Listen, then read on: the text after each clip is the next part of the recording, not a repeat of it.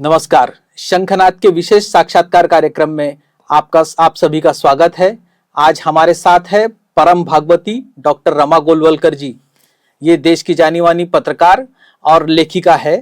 अलग अलग समाचार पत्रों में और मैगजीन्स में इनके समय समय पर कॉलम्स और आलेख प्रकाशित होते रहते हैं। तो आज रमा जी के साथ हम विशेष बातचीत कार्यक्रम की शुरुआत करते हैं। नमस्कार। आपने मुझे यहाँ बुलाया इसलिए मैं आपकी बहुत बहुत आभारी हूँ। नमस्कार रमा जी। भारत में अलग अलग विषयों में जैसे क्रिकेट है, सिने जगत है, इसके बाद सबसे अधिक चर्चा का और सबके मनपसंदीदा विषय रहा है राजनीति। और राजनीति को समय समय पर ऐसे ऐसे शख्सियतें, महानुभाव हुए हैं जिन्होंने अपने तर्ज पर राजनीति को ढाला है और देश को आकार देने का प्रयास किया है, अपना योगदान दिया है, अपने योगदान से समृद्ध किया है। ऐसी शख्सियतों में एक शुमार रहे हैं डॉक्टर मनमोहन सिंह जी, इनका हाल फिलहाल में निधन हुआ है। फिलहाल शोक 7 दिन का उनका शोक भी चल रहा है। तो आज इस विशेष साक्षात्कार में हम बात करना चाहेंगे उनकी शख्सियत को, उनके योगदान को और उनके जो राजनीतिक प्रवास रहा है या आर्थिक प्रवास रहा है उसको लेकर के जी। तो स्वर्गीय राजीव गांधी के बाद अगर इस देश में अपना कार्यकाल पूरा करने वाले 2 कांग्रेसी प्रधानमंत्री कहे तो उसमें पहला जिक्र आता है डॉक्टर पीवी नरसिम्हा राव का, जिन्होंने अपनी शिक्षा दीक्षा नागपुर में ही की है और वो 8 भाषाओं के जानकार थे और उतने ही कद्दावर और उतने ही ज्ञानी आर्थिक जगत के विद्वान जिनको कहा जाता है वो रहे डॉक्टर मनमोहन सिंह जी। थारो जेंटलमैन करके एक जगत उनको जानता है।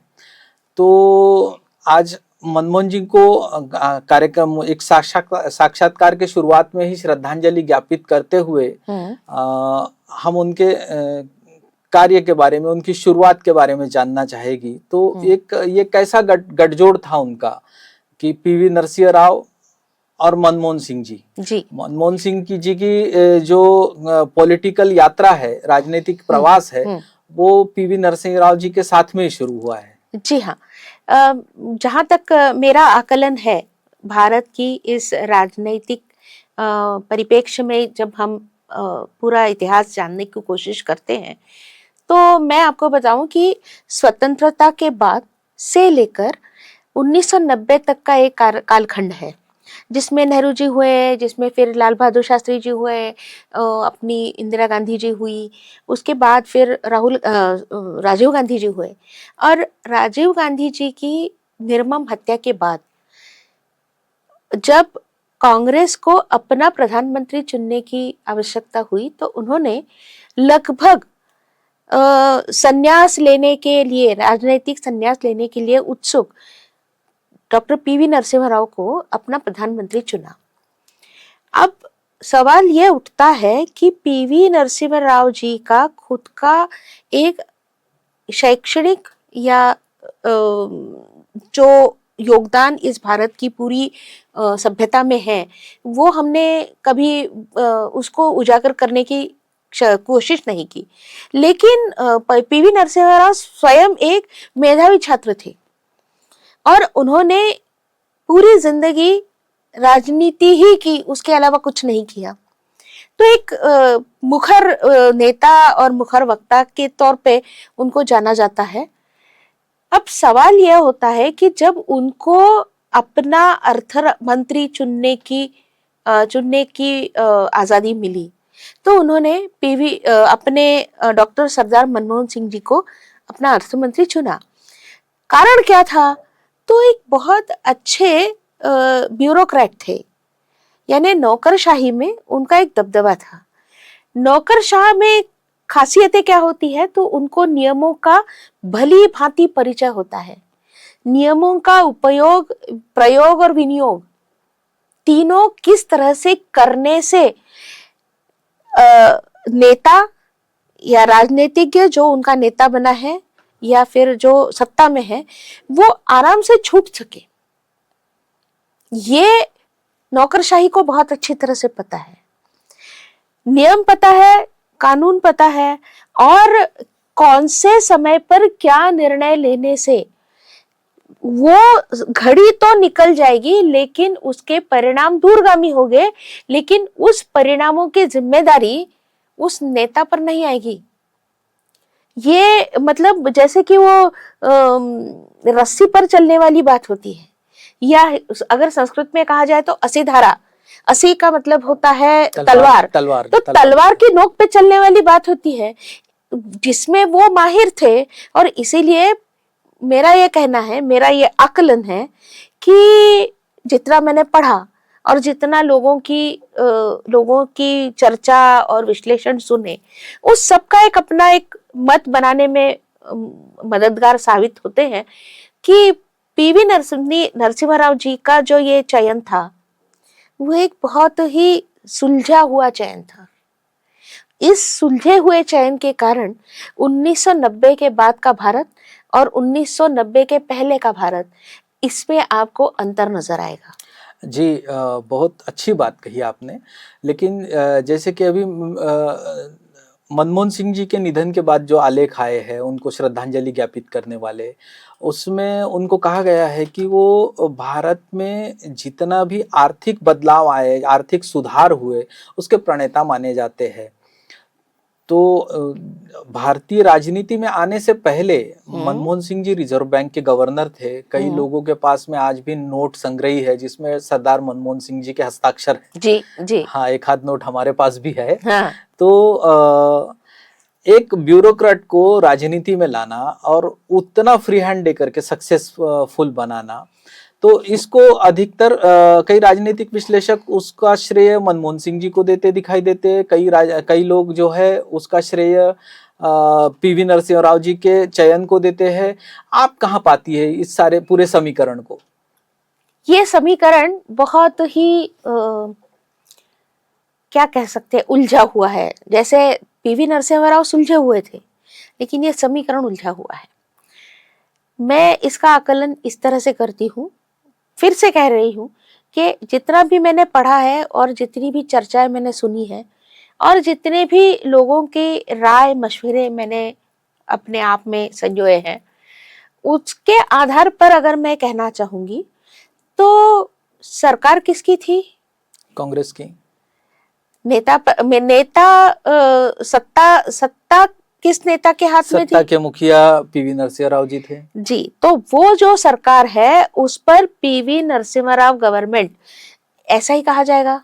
बिल्कुल, क्योंकि वो पुरोधा है, क्योंकि वो नायक है, क्योंकि वो धुरंधर है, जिन्होंने धुरा अपने कंधों पे ली है, तो नाम तो उन्हीं का रहेगा। अगर कुछ गलतियां होती है तो उस गलती को आप किसके मत्थे मढ़ेंगे? प्रधानमंत्री के। अगर गलती नहीं होती है और कुछ अच्छी बात होती है तो उसको किसके मत्थे मढ़ना चाहिए? प्रधानमंत्री के। तो इसका मतलब ये हुआ कि भले ही लोग कहते होंगे कि भाई इस सभी रिफॉर्म्स के लिए, रिकंस्ट्रक्शन के लिए डॉक्टर सरदार मनमोहन सिंह जी जिम्मेदार है, लेकिन इतिहास ये नहीं कहेगा। इतिहास कहेगा कि पीवी नरसिम्हा राव गवर्नमेंट ने भारत की अर्थव्यवस्था खुली की, भारत की अर्थव्यवस्था संवारने के लिए जितने भी कदम उठाने थे वो उस सरकार ने उठाए जिसके नेता प्रधानमंत्री नरसिम्हा राव जी थे। तो जब इतिहास में लिखा जाएगा तब यही लिखा जाएगा कि नरसिम्हा राव गवर्नमेंट ने हमारी अर्थव्यवस्था को अपने पुराने ढर्रे से नए क्षितिज तक ले जाने का प्रयास किया। ये हमें हमेशा ध्यान में रखना चाहिए कि अगर हारते हैं तो कप्तान की जिम्मेदारी है और जीतते हैं तो भी कप्तान की ही जिम्मेदारी होती है। जी जी जी। अच्छा, वो क्या बात थी जो अपना पहला बजट पेश करने के बाद डॉक्टर मनमोहन सिंह जो है 24 घंटे के भीतर रिजाइन देने जा रहे थे, हमने आप ही से सुना है, ये क्या है जानना चाहिए। जी जी, मेरे को अभी भी याद है, क्योंकि वो जो बजट था ना, उस बजट को लाइव दिखाया गया था जी।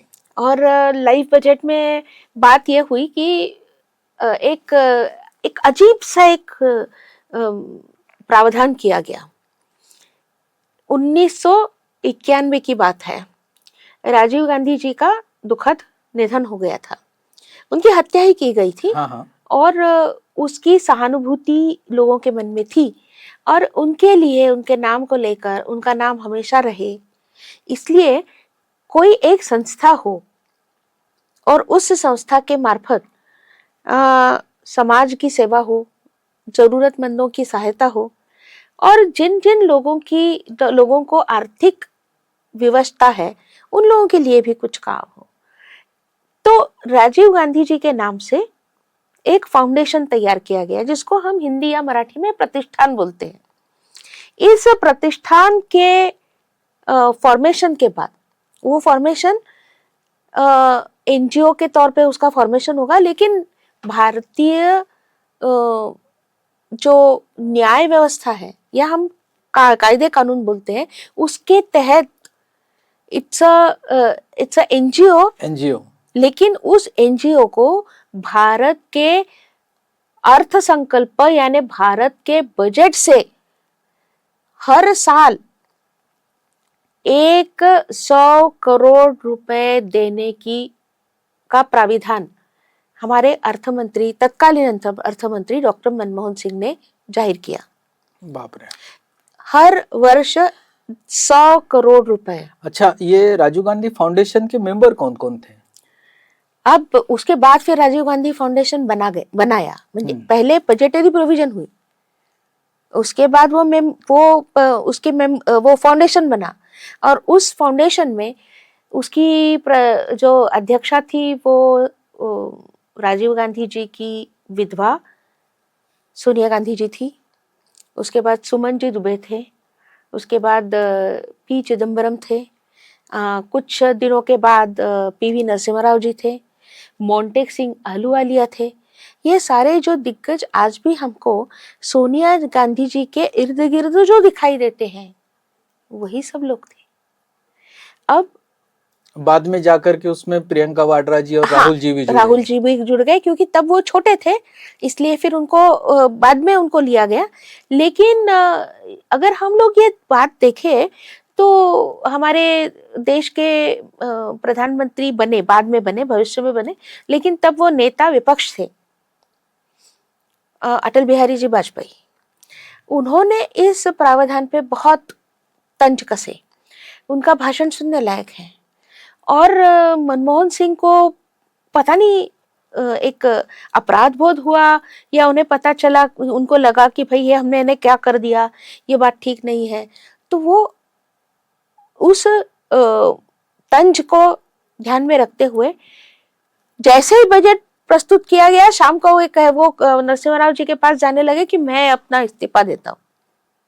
अच्छा, यानी बजट प्रस्तुत किया नहीं कि वो इस्तीफा देने के लिए गए, क्योंकि वो बजट प्रस्तुत होने के बाद अटल जी ने जो उनकी खामियां गिनवाई, कमियां दिखाई और जो टीका की, वो टीका बड़ी तीखी थी।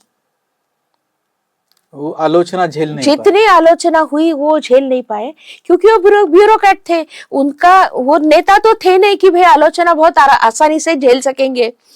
तो उनको बहुत अपराध बोध हुआ और वो कहे कि मैं जा रहा हूँ इस्तीफा देने के लिए, त्याग पत्र हाथ में लेकर। और फिर अटल जी खुद जाते बाद में, अरे तो आप सुन तो लीजिए, जिस तरह से अटल जी समझाते थे कि भाई आलोचना करना तो नेता प्रतिपक्ष का काम है। आपने जो बजट बाकी का बनाया अच्छा है, लेकिन ये जो चीजें हमने दिखाई उनको आप जरा ठीक करिए तो वो बजट भी अच्छा हो जाएगा। उसको निजी तौर पर नहीं लेना चाहिए। हाँ, उसके लिए त्याग पत्र क्यों दे रहे हैं आप? त्याग पत्र देने से बजट की जो प्रावधान आपने बनाए हैं वो तो नहीं निकल जाएंगे ना, उसको ठीक करना पड़ेगा, वो आप ही करोगे। इस तरह से उनको समझा बुझा के फिर उनको फिर से अर्थमंत्री के तौर पे काम करने के लिए बनाया गया। अब आप सोचिए कि हर साल, हर वर्ष 100 करोड़ रुपए, यानी 5 वर्ष के लिए 500 करोड़ रुपए राजीव गांधी फाउंडेशन देने की बजटरी प्रोविजन मनमोहन सिंह जी ने की। तो अनकॉन्स्टिट्यूशनल है, ऐसा नहीं कह सकते। क्योंकि वो संसद के पटल पे रखा गया और वो पटल पे रखने के बाद लोगों ने उसको यानी जितने भी संसद सदस्य थे उन्होंने उसको मान्य किया। इसका मतलब कि अगर संसद ने मान्य किया है तो वो अनकॉन्स्टिट्यूशनल कैसा होगा, इसलिए उस पर कोई एक्शन भी नहीं ले सकते। लेकिन ये बात सच है कि जब यानी मनमोहन सिंह जब प्रधानमंत्री के पास अर्थ मंत्री के तौर पे काम कर रहे थे, तब भारत की अर्थव्यवस्था बहुत ही चरमरा गई थी, डगमगा रही थी और हमको इंटरनेशनल मॉनेटरी फंड्स के पास जाकर पैसे मांगने की नौबत आ गई थी। उसके लिए हमारे देश का जो सोना है वह तक गिरवी रखा गया था। नहीं, लेकिन आज के ऐसी परिप्रेक्ष्य में अगर बात करें, एक मिनट, मैं ऐसी परिस्थिति में 100 करोड़ रुपए प्रतिवर्ष किसी एक गैर सरकारी संस्था को अनुदान के स्वरूप में देना, ये कितनी बड़ी रिस्क उन्होंने मोल ली थी। तर्कसंगत भी नहीं था, न्याय संगत भी नहीं था। अब हम इस टेबल के इस तरफ बैठ के बात कर रहे हैं, वो टेबल के उस तरफ थे, तो हम कैसे कह सकते हैं कि भाई वो उनके लिए ठीक लगा, वो उन्होंने किया। लेकिन उसकी भारी आलोचना भी हुई, उसको उनको सहना पड़ा। ये भी मैं आपको बता देती हूँ। आपका प्रश्न। नहीं तो जो आर्थिक सुधारों का श्रेय जाता है जी, जो बदलाव अर्थव्यवस्था में आए, भारत में निवेश आया, उदारीकरण की नीति को अपनाया गया, व्यापार बढ़ा, इसका श्रेय डॉक्टर मनमोहन सिंह को आज भी देते हुए लोग दिखाई देते हैं, राजनीतिक गलियारों में भी देते हैं और बड़े बड़े आलेख भी उसके बाद आए हैं। तो आप एक अध्ययनकर्ता के तौर पर, एक जानकार के तौर पर इसका पूरा श्रेय किसे देंगे? देखिए, मैं इस बात पर मेरा यकीन है, ये विश्वास करती हूँ मैं कि परिस्थिति को समझकर जो निर्णय करता है वह निर्णय उस परिस्थिति से निकलने के लिए हमें सहायता करता है। ये निर्णय लेने की क्षमता जो पीवी नरसिम्हा राव के पास थी और जो पात्रता यानी I am talking about the eligibility, कि वो प्रधानमंत्री थे, कैपेसिटी, क्षमता, सामर्थ्य और वो लेने का ढाढ़स उनमें था। इसलिए पीवी नरसिम्हा राव जी के कार्यकाल में ही ये संपूर्ण देश का अर्थतंत्र खुला हो। उसको LPG बोलते हैं ना, लिबरलाइजेशन, प्राइवेटाइजेशन एंड ग्लोबलाइजेशन। समय की मांग थी, परिस्थिति की मांग थी। अगर आप उस समय जो इंटरनेशनल मॉनेटरी फंड ने आपको दिया गया सुझाव है कि भाई आप गेट नाम का जो करार था वो आप उसको साइन करो और बाकी के बहुत सारे उन्होंने कंडीशंस डाले थे, वो हमको मानना जरूरी था। ये निर्णय क्या अकेले मनमोहन सिंह कर सकते थे? नहीं कर सकते थे। उसके लिए प्रधानमंत्री का होना उस पूरे निर्णय प्रक्रिया में उनका जब तक केंद्रीय भूमिका नहीं होगी तब तक ये संभव नहीं है। और इसीलिए क्या होता है कि कोई एक सेंचुरी मारता है तो वो सेंचुरी मारने के लिए उसको स्ट्राइक देने वाला जो होता है ना, वो नॉन स्ट्राइकर एंड पे खड़ा रहता है। ये क्रिकेट का नियम है ना, अगर आपको स्ट्राइक मिला ही नहीं तो आप सेंचुरी कैसे मारेंगे? तो प्रधानमंत्री जी नॉन स्ट्राइकर एंड पे खड़े थे और प्रधानमंत्री पीवी नरसिम्हा राव ने मनमोहन सिंह जी को स्ट्राइक दिया, इसलिए तो वो सेंचुरी कर पाए।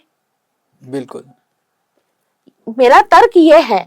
तो ये प्रधानमंत्री जी का ही संबल था जिसके आधार पर मनमोहन सिंह जी इतने सुधार और इतने बदलाव करने में कामयाब रहे। जी हाँ। तो ऐसा माना जाता था पीवी नरसिम्हा राव जी के बाद में, क्योंकि राजनीति ये मैनेजमेंट का क्षेत्र है, क्योंकि राजनीति में जो बड़े पोस्ट होते हैं, चाहे मुख्यमंत्री की हो, प्रधानमंत्री की हो, उसमें राजनेता के साथ साथ प्रबंधन का ज्ञान रखने वाला आदमी और प्रबंधन को सुचारू रूप से इम्प्लीमेंट करने वाला आदमी जी। ये आवश्यक है। तो इसके तौर पर प्रधानमंत्री पीवी नरसिम्हा राव को तो याद रखेंगे ही, लेकिन उनके सक्सेसर के तौर पर स्वर्गीय प्रणब मुखर्जी का नाम अक्सर लिया जाता था, जिनका हाल फिलहाल में कोविड के दौरान निधन हुआ। जो हमारे राष्ट्रपति जी भी थे। राजनीतिक गलियारों में प्रणब दादा का नाम प्रधानमंत्री के तौर पर लिया जा रहा था जी। तो ये ऐसी क्या घटनाक्रम हो गए कि अचानक से प्रधानमंत्री प्रणब मुखर्जी होते होते डॉक्टर मनमोहन सिंह जी को देश का प्रधानमंत्री बनने के अवसर प्राप्त हुआ। ऐसा कहा जाता है, यानी एक अंग्रेजी में कहावत है, there is a slip between a cup and lip.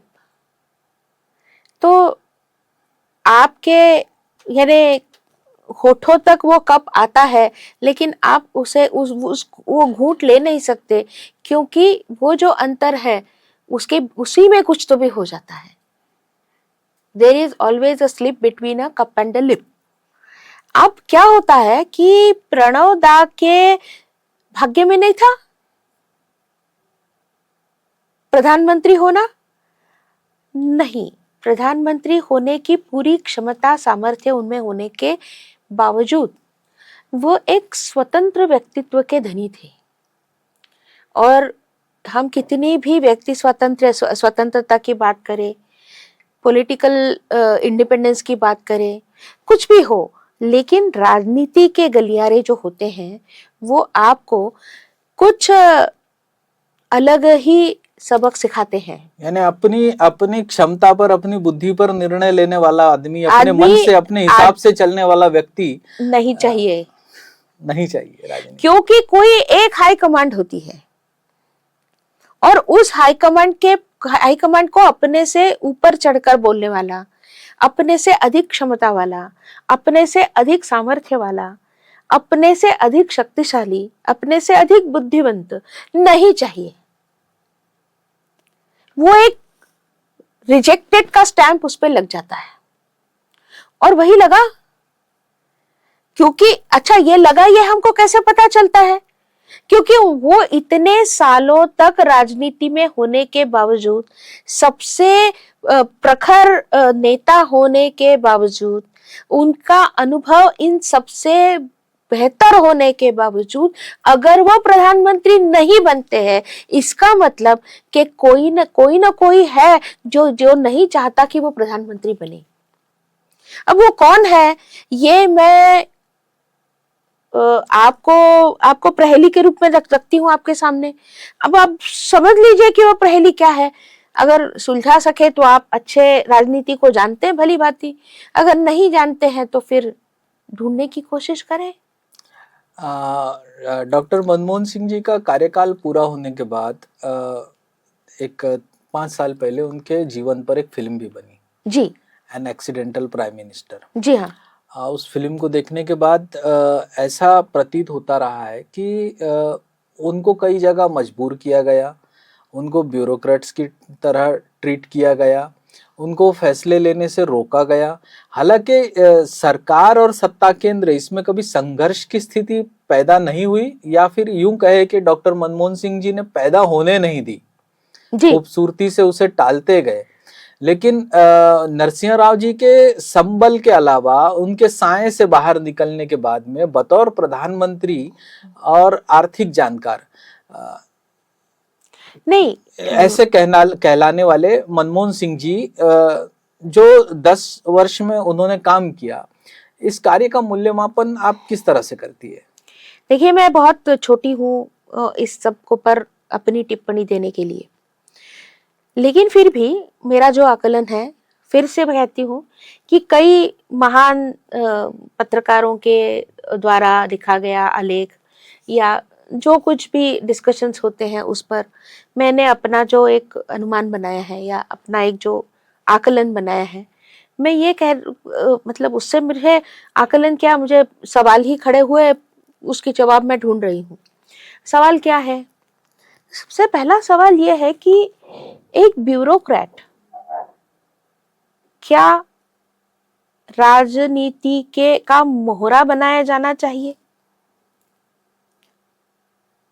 वो मोहरे की तरह कहीं शतरंज की बिसात पर सामने किए गए थे? अब क्या होता है कि शतरंज की एक और खासियत है कि जो छोटा मोहरा होता है वो चलते चलते चलते चलते चलते कभी कभी वजीर बन जाता है। होता है कि नहीं होता? वो उस तरह से वजीर बने हैं। या फिर उन्होंने वो जो 500 करोड़ रुपए का प्रावधान राजीव गांधी फाउंडेशन के लिए किया था, उसका उन्हें क्या बोलते हैं, रिवार्ड मिला है, उसका पुरस्कार मिला है। सवाल है, मैं आरोप नहीं कर रही हूं। अब सवालों के घेरे में और एक सवाल ये भी उठता है कि भाई आप अगर इतने काबिल अर्थमंत्री थे तो फिर ये 10 साल आपने क्या किया?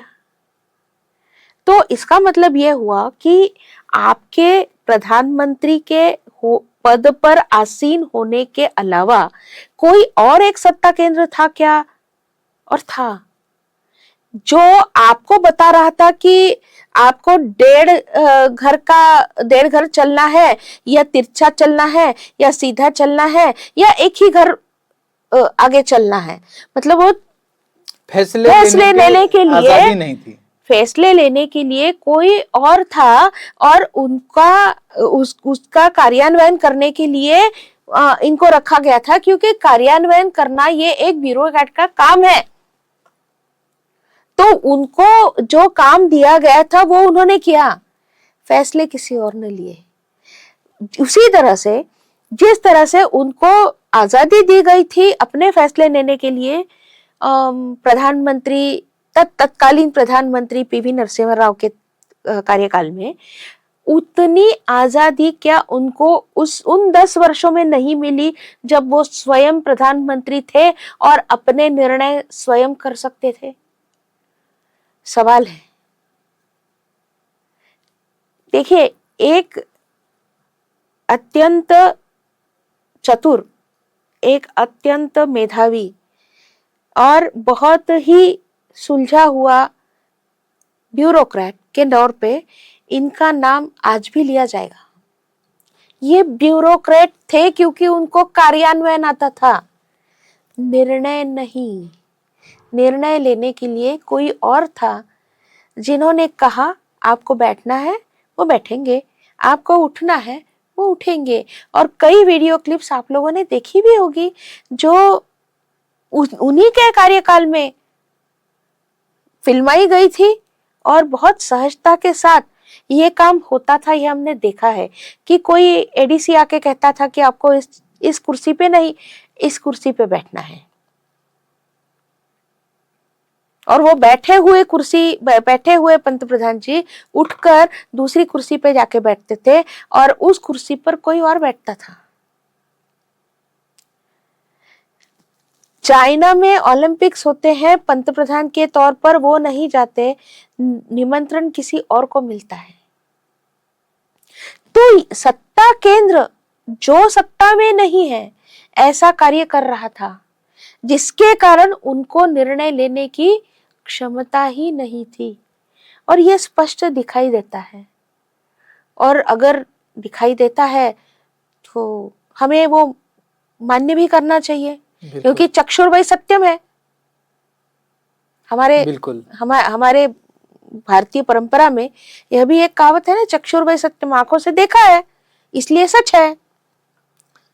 देखा है, फिर भी मनमोहन सिंह जी का जो कार्यकाल है उनका जो स्मरण किया गया, उस स्मरण में एक उनके जीवन का या उनकी शख्सियत का एक पहलू उभर के आया। वो उर्दू के और शेर व शायरी के काफी जानकार थे। जी हाँ। अभी एक वीडियो भी वायरल हुआ बड़े पैमाने पर, लार्ज स्केल पर, कि उस समय की नेता प्रतिपक्ष सुषमा स्वराज जी के साथ उनके शेर व शायराना अंदाज में मुकाबले हुए थे 1-2 बार जी। तो उसी का स्मरण करते हैं, और गालिब का एक शेर उनको काफी करीब था। वैसे तो उन्होंने कई शायरों की शायरियाँ पढ़ते थे वो खाली समय पर, और एक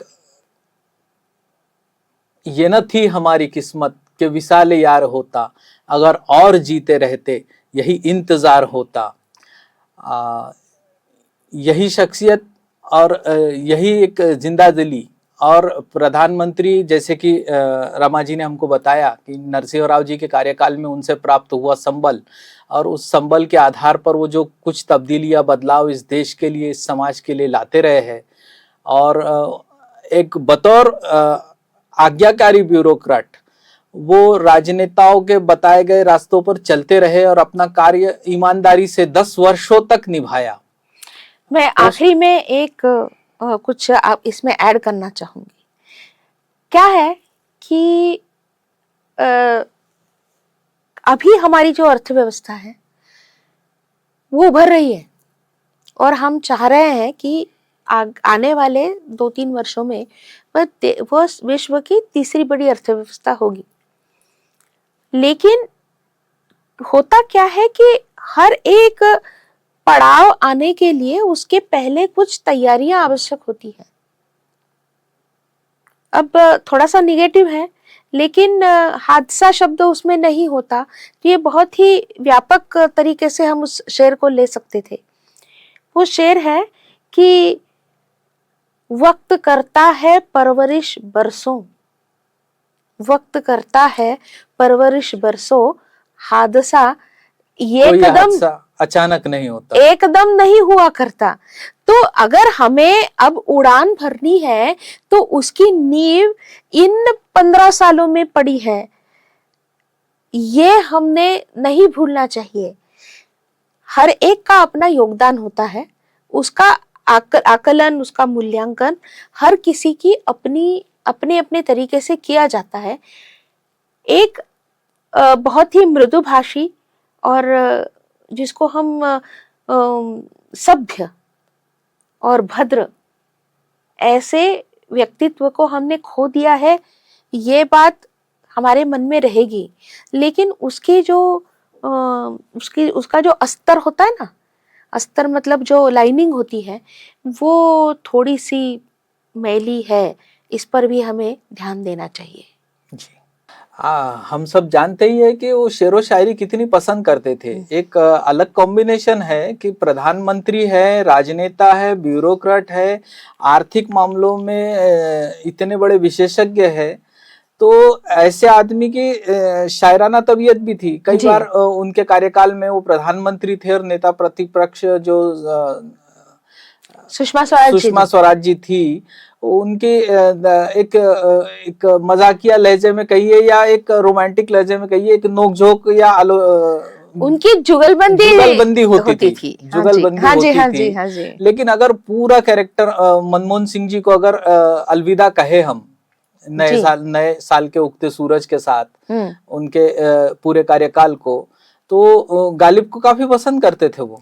जी हाँ, गालिब साहब को। तो गालिब साहब का ही शेर है, जान दी हुई उसी की थी। वाह वाह, मैं कहती हूँ जान दी हुई उसी की थी, हक तो ये है कि हक अदा ना हुआ। जी, बहुत बहुत शुक्रिया, धन्यवाद। धन्यवाद।